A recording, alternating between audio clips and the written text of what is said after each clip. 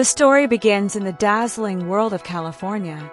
A beautiful girl named Elle Woods, known for her perfect hair, pink dresses, and stylish vibe. She's a fashion topper at UCLA and is completely happy with her life. Her boyfriend, Warner Huntington, who comes from a rich political family, seems perfect to her. Elle believes that her fairy tale is about to come true, that the marriage proposal is just around the corner.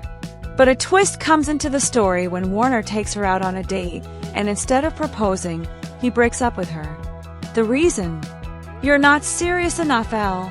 He says that he's going to Harvard Law School and that he needs a serious girl, someone who can be the wife of a future senator. Elle's heart breaks. She cries. She gets angry. But then the queen inside her rises. She decides that if Warner can go to law school, then why can't she? "I'll go to Harvard Law School. That's what I'll do. And I'll show him I can be serious too." And now begins Elle's transformation. She creates a study plan with her stylish friends, starts preparing for law school, takes the LSAT, and finally, shocking everyone, she gets admission into Harvard Law.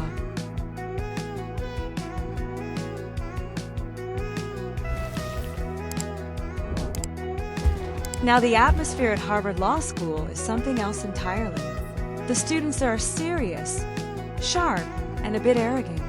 Elle arrives in her pink outfit, her cute style, and with her tiny dog bruiser, which seems a bit odd to everyone else. People take her lightly.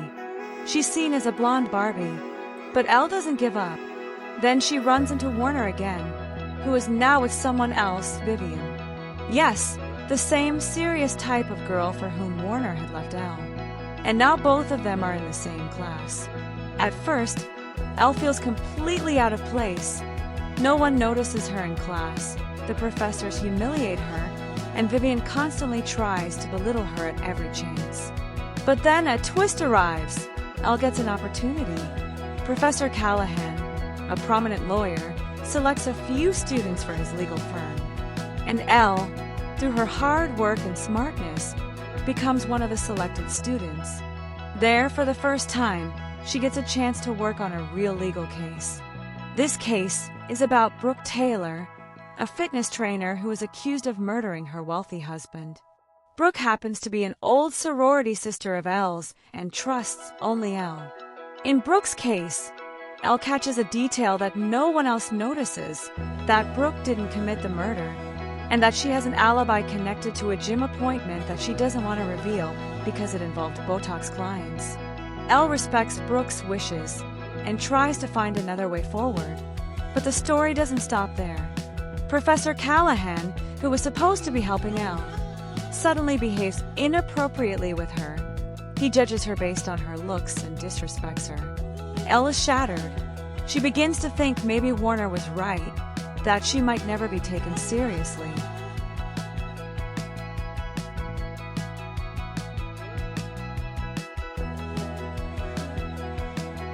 But just when Elle is about to give up, she finds true inspiration, Professor Strumwell. She's the same professor who once kicked Elle out of class, but now she tells her, "If you're going to let one stupid jerk ruin your life, you're not the girl I thought you were." Elle feels that fire reignite inside her. She returns, not for anyone else, but for herself, to prove what she's truly capable of. Brooke's case is now in court, Callahan is out, and Elle herself steps up to lead the case, even though she's still just a law student. And here comes the smartest, funniest, and most iconic moment of the story. During the trial, Elle catches something small, hidden in the details. Brooke's stepdaughter's testimony slips up. She claims she witnessed the murder and that she had washed her hair that same day, but she had just gotten a perm, and after a perm, you can't wet your hair for at least 24 hours. Elle's deep cosmetic knowledge kicks in, and right there in court, she asks her the crucial question. The girl stumbles and finally confesses that she was the one who committed the murder. The entire courtroom is left stunned. Elle Woods, the one everyone had dismissed, wins the case with her intelligence, confidence, and solid understanding of the law. And Warner, he's still standing right there, But Elle doesn't even look at him anymore. Her answer is simple. If I can be in the top 4% of Harvard Law School, then I don't need you.